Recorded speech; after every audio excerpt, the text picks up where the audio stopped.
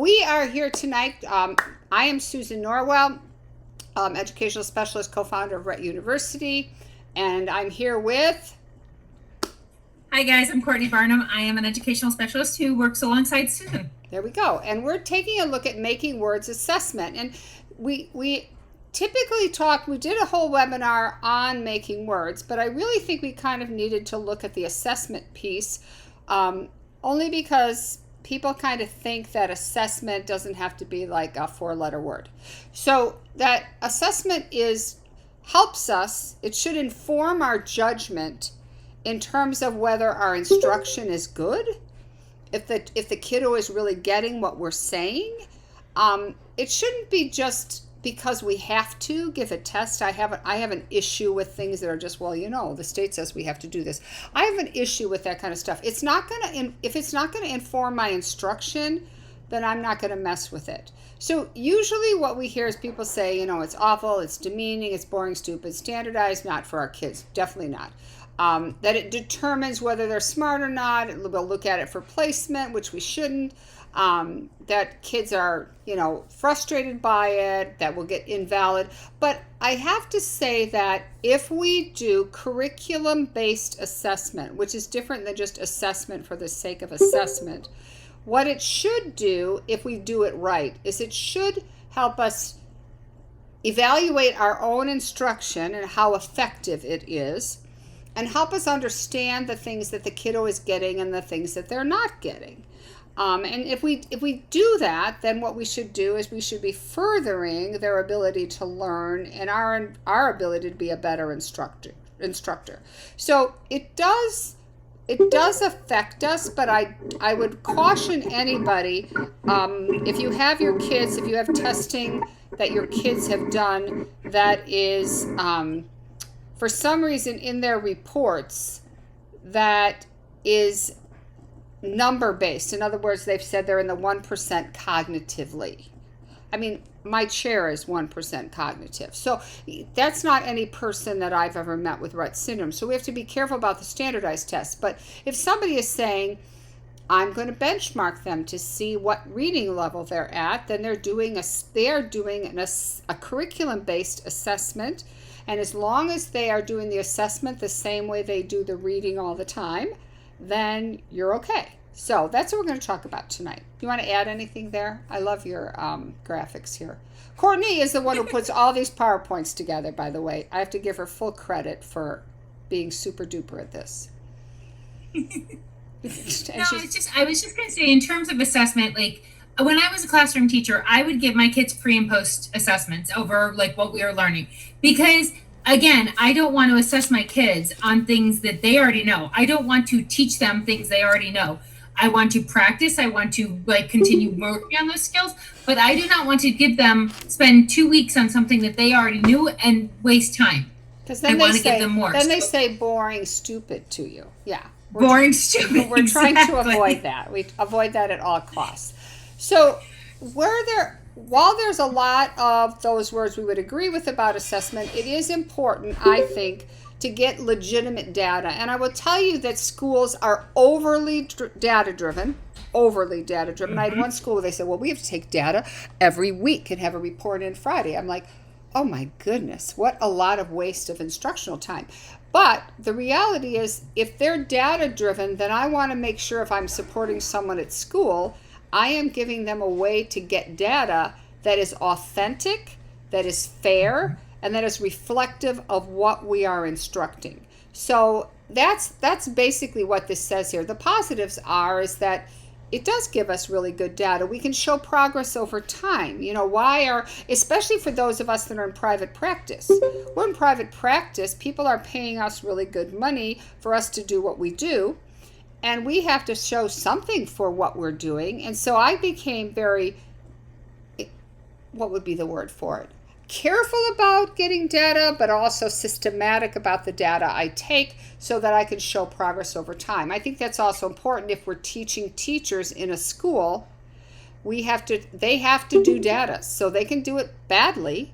I always say to people, yeah, you can measure crap, but who wants to? So I don't want them measuring that. It's easy. It's easy to measure horse manure. You just put it in a bucket and weigh it. But I don't really want that for my students. I want really good data that informs instruction, and it can really help us plan where we're going, why we're going there, and how well we've gotten there once we get there. So in making words, and this is kind of like our go-to for decoding, it does a lot of decoding sound manipulation. There's 3 parts. You make the words, sort the words, and you transfer what you know about words to new words. And every 10 lessons is kind of like a mini unit. And at the end of those 10 lessons, you have a bit of an assessment. And now all the letters, it's kind of spirals, the lessons spiral. So you're using a group of letters that keep repeating in the 10 lessons. Not every letter for every lesson, but they're kind of spiraled through. And the whole idea is that the kids learn these letters in various positions. You know, if you teach the at words, they learn cat, hat, fat, flat, and then you go to teach the et words, and they're all messed up because they're like, okay, I thought everything said at. This is way more builds in the generalization of how the letters can be in different places. So you could have a T at the beginning for tin, but you could also have it at the end for net.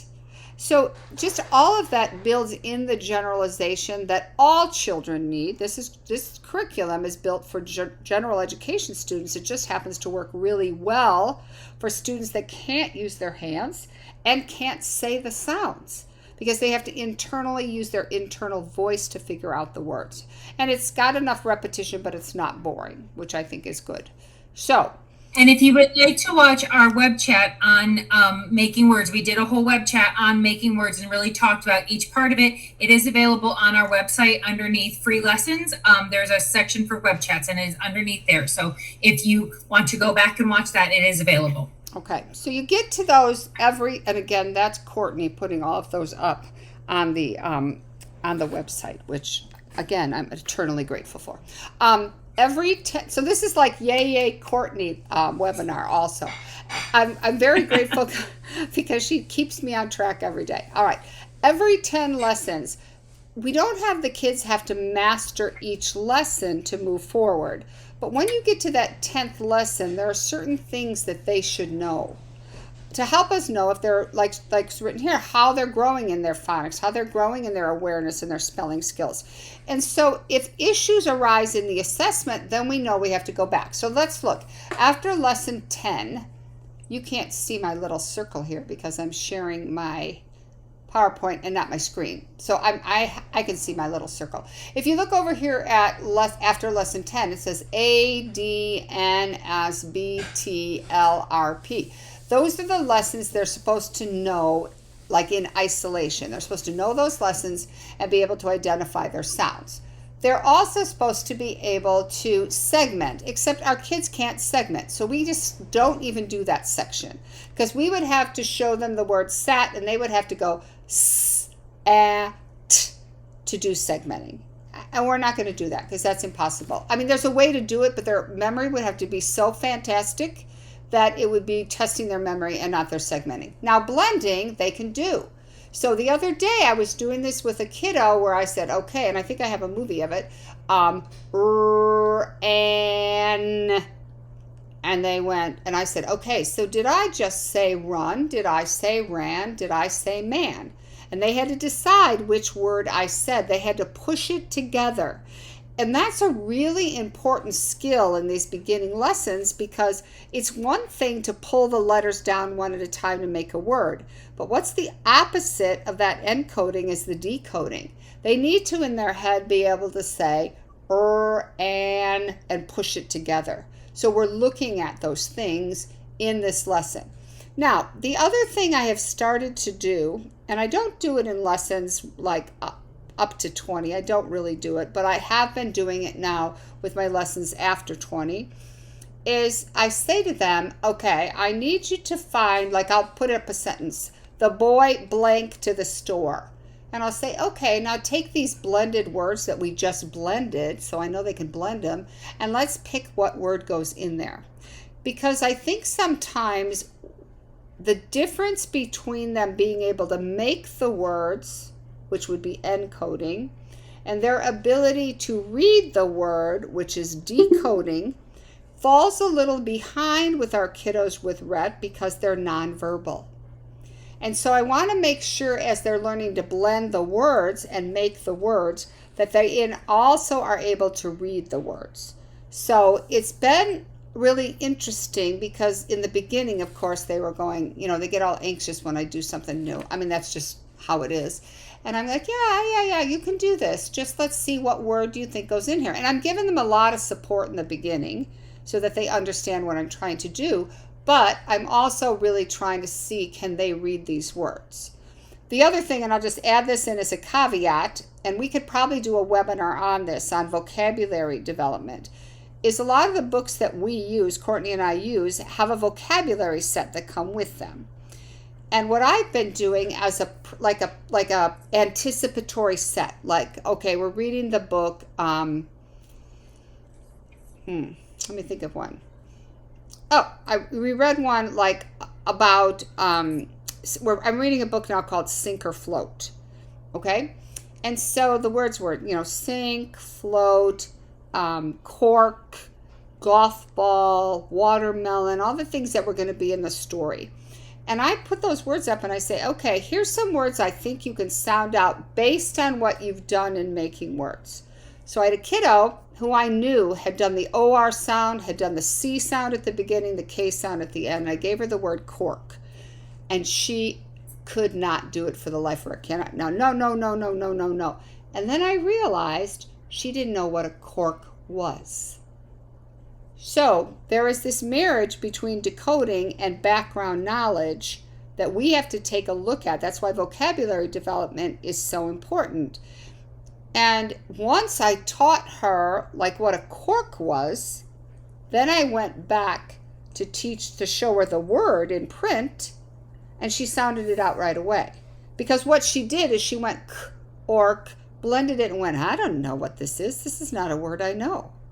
So the poorer your vocabulary is, the better your decoding has to be to even get close. But if you can even get close to the word and you don't know what it is, how do you check in your brain, is this what I'm supposed to be saying or not? So we should do that next. I think that would be a good one to do. Anyways, so she goes through all these words and I say, okay, do you think this book is going to be a fiction book or a nonfiction book based on the vocab? She went right away to nonfiction. Do you think it's going to be history? We're going to be learning about something that happened in the past. Do you think this is going to be an information book about science? We're going to learn about something about science. I gave her another, we're going to learn about something about outer space. And she went right away to science. So I think that it gets kids thinking about what's coming, but it also gives them practice in decoding unknown words using the skills they already had. If she didn't have C in the initial position from making words, or K at the end, or OR in the middle, I wouldn't have had her try to sound that word out. Okay, so this is, okay, I'm just going to play it because I can't remember what it is. So, and then I'll explain it at the end. So this is Ashley at school, and I deliver her instruction in literacy 3 days a week at school, 1 day at home. There's our 2 vowels, go walking.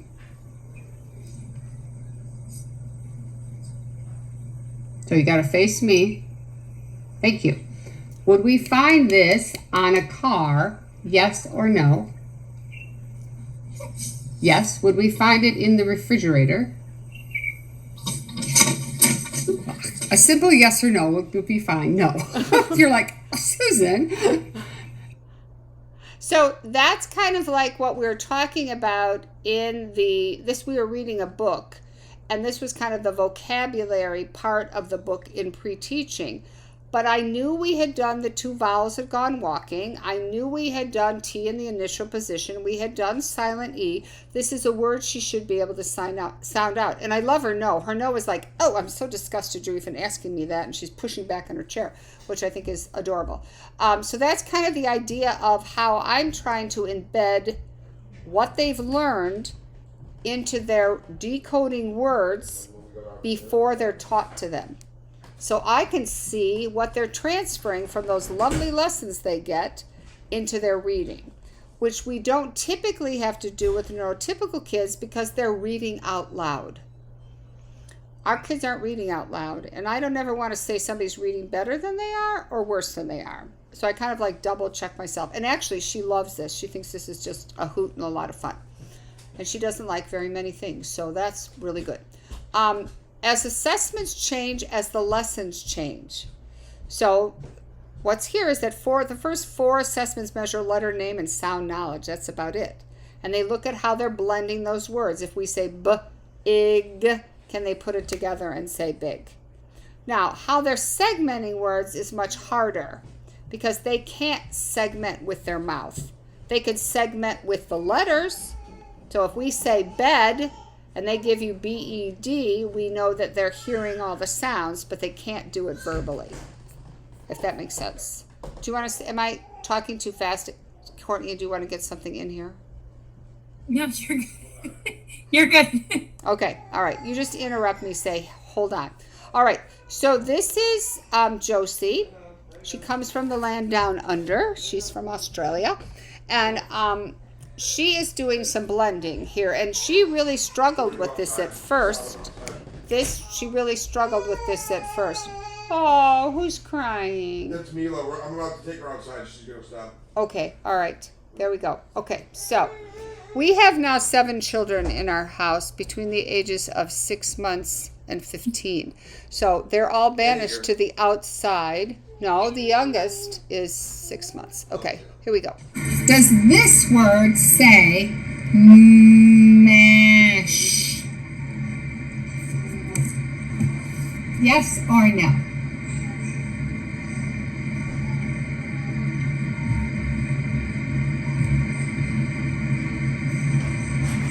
Yes. All right. Does this word head up close?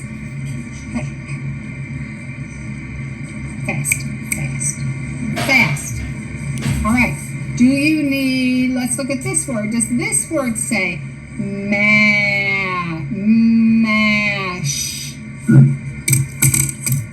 Yes or no?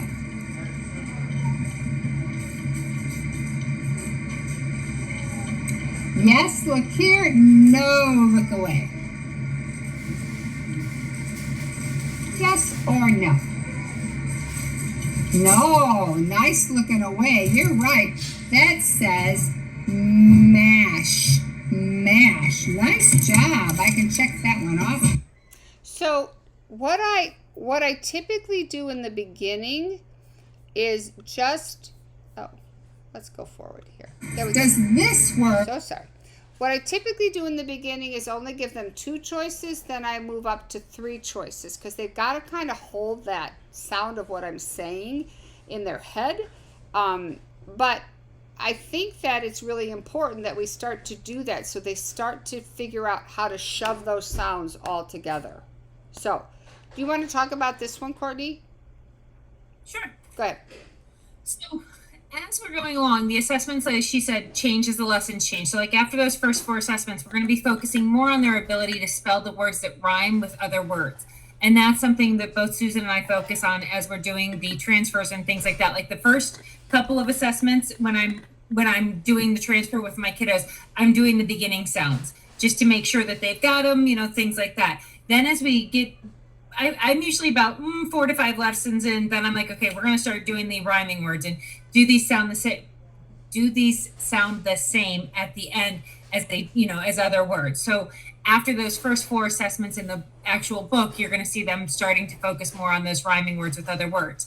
The rhyming sets are very different in the first few assessments, and then as they, they're very, you look at them and it's like app and am, very, very different sounding. It's very obvious that you have rhyming sounds that are very different in terms of the 2 words that you're comparing. Whereas as you start getting higher into the assessments, they're going to be more similar. So it's going to be like, trying to think of an example here, like code and load, where they're rhyming words, but they end differently and things like that. So they're, it's really focusing on having our kids having to really think about those sounds and how those letters come together. So those are one of the things I really like about the assessments that come through these as they get more advanced in the assessments. They're really kind of showing the full extent of what our kiddos can do in terms of the rhyming words. Yeah, Susan, is there anything you want to add? I just think too, like, so let's look at the word code and load. To be honest, it's really stupid. It has two different spellings. That is just English, and it's frustrating, right? And so I think that for our kids, this is the time we're also talking about the fact that sometimes we just have to memorize what goes in the middle of those words. There's no rhyme or reason why load is spelled L-O-A-D versus L-O-D-E. I cannot explain that. And if anybody can, boy, send me an email. So I think that that's when they start to see the inconsistencies in the spelling, but what they can see is the similarities between what makes a long O. O consonant E is a long O. O-A is a long O. And so that's where we get a chance to do some of that more pointed instruction about what those sounds are doing. And then the rest of it is really a little bit of memorization. But I'll tell you, if somebody wrote load, L-O-D-E, I would be jumping out of my socks with excitement because I know exactly what their idea is. And for me, writing is about ideas. And if the word prediction is good enough, it's going to take invented spelling, and after L-O-D-E, it's going to give you the word L-O-A-D. So our job, I see our job, is helping them be able to decode well enough that they will get their vowel correct and the first 3 letters correct, or the first 4 letters correct, because word prediction is going to get in and work for them. And then their writing takes on a whole new personality. Their writing takes on some in-depth ideation that they're not able to get out any other way because they can't use their talker to put all of that together in the same way they can with their writing. So I had a student in the morning, I probably have told this story before, who was having a tough morning. And mom told me, she had a really tough time drinking her shake. She just couldn't get her mouth coordinated. So I spoke to her empathically about how that was probably really difficult, and I was really sorry. And then I started the lesson. And I realized very soon that that was going nowhere, that she had more to say. I said, "You have more to say to me?" She said, "Yes." I said, "You want to write?" "Yes." And she wrote, "I'm just worried." Okay, so I am, in word prediction when I'm, just, J-U. J-U pulled up the just. "I'm just worried it will keep happening, that I won't be able to eat by mouth," basically.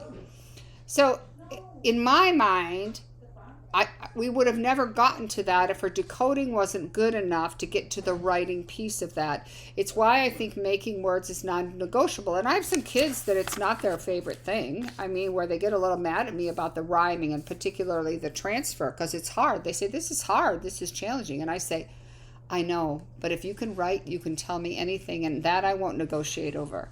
Other things are fine. I don't care if you know your colors. I really don't. I don't really care at all. I don't even care if you know your numbers. I don't.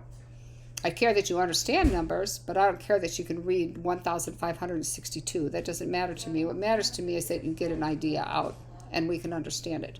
All right, so you're gonna hear Miss Sassy Pants here, I think. Give us a little bit of. So we're gonna spell the word grin. So let me get my screen down so you're seeing the whole thing. There you go.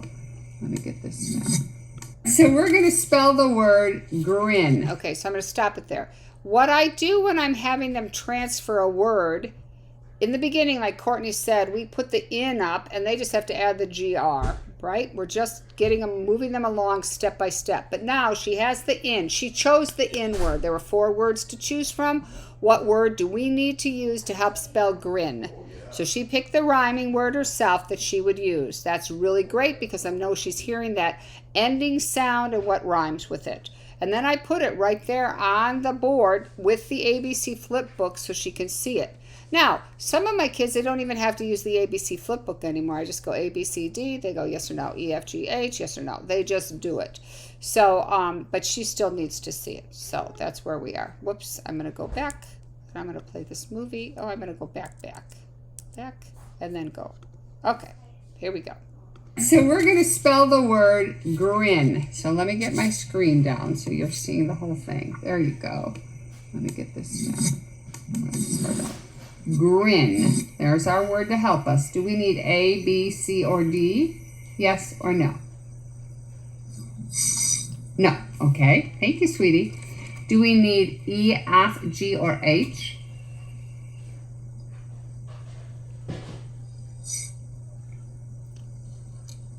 Ready? Yes or no? For grin, yes. Do we need E?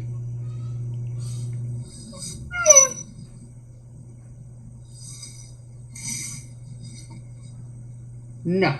Okay. Do we need F? She looks thrilled, doesn't she? No. Do we need G? For grin. Yes. Nice job. I know.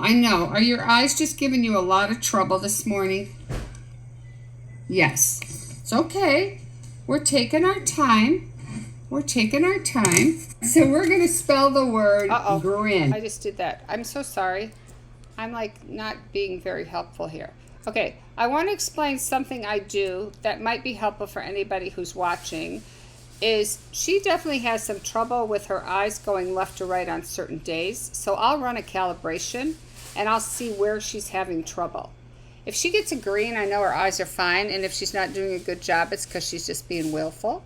But if she's getting a yellow and there's a section where it's really looking horrible, like there's lots of lines going off of that nice central location you want, then I know it's because those two eyes are really not teaming well together, which you can see sometimes. Then I have to be really careful about her yes, no, and I have to give her plenty of time and plenty of tries to get to the yes and the no, because it's really difficult for her. So let me do this and see if I can get this to go up to where we were. Okay, there we go. So we're going to spell the word Oh, it won't let me. Hold on. Yeah, it will. There it goes. We're not going to be in a hurry.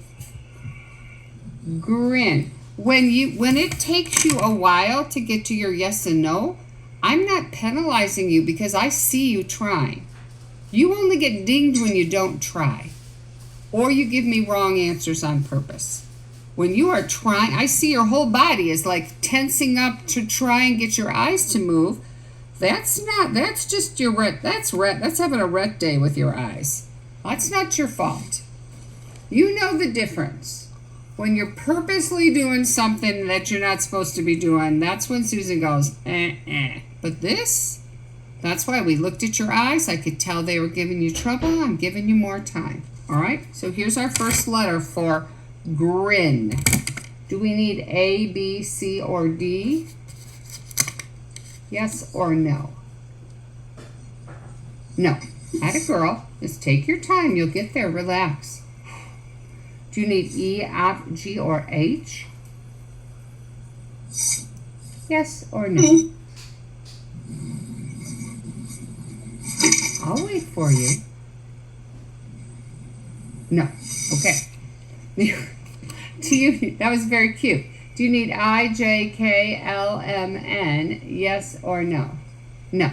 Atta girl. Show those eyes who's boss. Do you want an O, P, Q, R, S, T? Yes or no?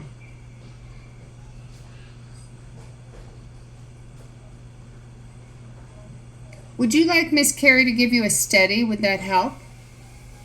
Let's try that and see if it'll help your eyes. Because you don't have to worry about your head, just your eyes. Okay? Let's see if that helps. Do you need an O? Yes. You need one of those. Do you need O, P, Q? Yes or no? No. Do you need an R? Yes. Yes. Look at that. You even knew what you needed to help you. And you're going along with it because you can see that it's helpful. You are not being a baby when you need a steady. You're just understanding what your body is giving you today. Your body's giving you a little bit of, so give you a steady, and there we go. All right, we've got the beginning. Let's finish it and make it say grin. Grin. All right, so we know that after that R, we need a vowel, right? The only thing that comes after an R is a vowel. So, do we need an A for grin? Let's give your head a steady so you're facing me. Ready? Here we go. She's really I trying know. to Are get you to feeling bad about this? Are you just a little bit frustrated? Yeah, I know. It's okay. Do we need an A? Yes or no? No. All right. Do we need an E? Yes or no? No. Okay. Do we need an I? Yes or no? Mm. I know you're being very serious. I can tell. Do you need the I? and I'm being very mean, I think. Challenging. It's challenging. I know. It's challenging when your eyes are not listening to you, but you're doing great. Do we need the I for grin? Yes or no? Yes. Yes. Okay. Got it. Got it. And you know what? Here's the deal.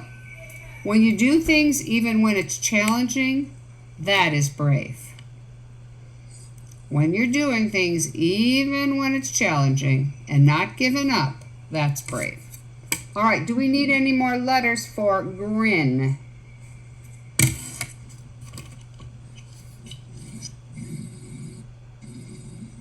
It's okay. Yes, okay. So while we're here, why don't we see if we need any of these letters, okay? Do we need I, J, K, L, M, N? Yes. Do we need I, J, K? No. Do we need L?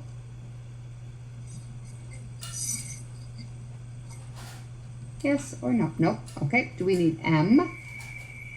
No. Do we need N?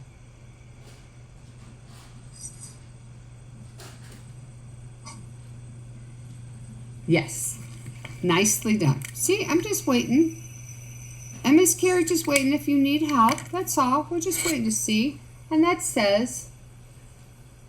So we're going to spell the word. So I think that the good thing about watching that video is a lot of things. One is how important it is to talk her through when she's having a difficult day, how to assess whether she is having a difficult day with her eyes. We have a lot of kids that we work with that are CVI or have just some kind of, she's not CVI, but she definitely has some visual processing issues. And we've got to kind of be aware of that, so we give them the time. And we also have to be really good at looking at the little nuances when they move. I always say, I'm just watching the movement of your eyes. I mean, I think that's why I get tired by the end of the day, is you're just watching for those little movements. But she has enough faith in me that I'm going to figure it out, that she'll do it even on a hard day, and not give up, which I think is really important. But also, it's really important that we explore what can help her. So she had a string of amazing days where she didn't need the study. She didn't need Miss Carrie to help her. And she was really feeling good about herself. And then all of a sudden she hits this day where it's just not working. And she's frustrated because she wants to be an independent big girl, you know? But I think that we speak in terms of what are the resources you need to be successful. We ask her, do you need it? She says yes, and then it doesn't become such a horrible thing. You know what I'm saying? So anyways, I'm always asking. And I've started using that with my girls is, do you need a study? Because I think that is such a great way to do it. And what I always tell my girls is I kind of say, how many spoons do you have today? Because there's days where they might have less spoons, whether, you know, because of apraxia or whatever, you know, okay, well, I can tell you only have so many spoons today. So, you know, when we only have so many spoons, we can't take as big of bites and things like that, trying to help them remember that. But I started using that study with one of my girls the other day. I said, you know, hey, let's ask mom if she can give you a study. And she was kind of like, I'm like, that's where mom's just going to help you with your head a little bit. And she was like, oh, okay. I love, like, yay, this is great. So, and I think what the study does is we have to remember that they have a hard time localizing what they're supposed to move. They don't get good feedback from their bodies. So sometimes their heads are going all over the place, and then they're trying to isolate their eyes to move them, but their head's moving. How do they know what to move? That light steady is like you just saw her eyes drastically change when the steady came. All of a sudden, the yes was way over and the no was way over. And it was like, oh, now I know what I'm supposed to move because my whole body isn't moving. And so it's kind of a thing where, like, schools are like, okay, is that like a restraint? I said, you know, I think if you ask them if they could have a steady, and it's not like we're like shoving their head around, we're just like giving them a little bit 2-finger touch to kind of keep them steady. And if they say no, I go, okay, fine. But then, things don't go as well, and maybe they make mistakes, and then I ask them later on, and they usually go, yeah, I think you do need it. So anyways, just some strategies while we're taking a look at that assessment to make sure that they can spell. Now, the interesting thing is I'm also doing is with the assessment is there are certain words as you get further up that they should be able to write using the ABC flip book without having the in there, the rhyming word there, that they just should write them with the ABC flip book. And so it's not like spelling where you have a spelling list of unrelated words or all related words. It's spellings that's tied to a lesson so that they can practice it with their writing. And the other caveat is if a kiddo has gotten the OR and the K and the C and they misspell cork in their writing, that would be the word I'd target for them to make a correction on. I don't do much fixing of spelling as long as they get the idea across, but a word that I will have them focus on would be one that I know they should be able to spell if they had stretched it out in their head because they have all those sounds. So just to let you know. All right, so Courtney, I love all your sayings that you get here, so you should be able to talk about them. So just to get, like I said, just to remind you guys, our original Making Words lesson where we talk about each of the levels is, each of the 3 sections is up and available on our website underneath the web chats. This one will be up in a couple of days. I'm going to be very honest with you. I'm at the end of a semester of finishing a project for my grad school class. So things are a little bit behind right now. I'm not going to lie. So Making Words, like I said, the assessment part of it will be up in a couple days, hopefully. But what we're looking at with those assessments is, making those decoding phonics, learning the phonics patterns. And one of the things, and I think we can all agree with this, good words are worth so much and they cost so little. And there's so many different parts of that. And when our kids, like one of my girls, I haven't seen her for a couple weeks today because of holiday, spring break and things like that. And she was telling me about Easter, and we were talking about what color she dyed her eggs, and she immediately went to yellow. And I said, "Oh, you got a yellow." And her mom goes, "Oh my gosh, are you telling her about this special egg?" Mm-hmm. And I said, "You got a special egg." And she got this big smile on her face. And Mom said, she said, "Well, Dad made you a special egg with somebody that you like on it." Well, I know that not everybody and she's just going into kindergarten this coming up year. I know that not every word, not every character is on her device and stuff like that. I don't know all of the characters she likes. I know some of them. But I said, well, I wonder if you can help me, at least give me a couple of the letters and see if we can spell it. Because I know she has some good, some good letter sounds going. She spelled Elmo. And the best part was we got to the L on the page with the L. And I said, I wonder if you need one of these. And before I could even finish saying the letters, she got this big smile on her face and was like looking at me like, yes, I need one of those letters. And so she was able to tell me, and all with just a few letters, and because it wasn't on her device. And she was so proud of herself by the time she was done that she could tell me about her special egg that her dad drew Elmo on for her for this week, for Easter. And that's worth a lot. It's those little things.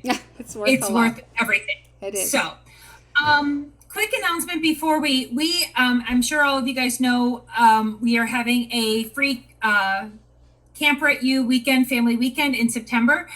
We are half full. So if you are thinking about signing up, I would go ahead and get yourself signed up as soon as possible. We would love for everybody to join us. If you have questions, please do not hesitate to email me at Courtney@gp2c.org. It's Courtney with a K. If you have any ideas or if you have any questions about things that you want to see us do web chats on, that we've got quite a few ideas that we've come up with over the past few web chats that we're going to be adding in. But if you have ideas for web chats or things like that you would like to see more of, please let us know. Again, if you have any questions, you can reach us at our emails.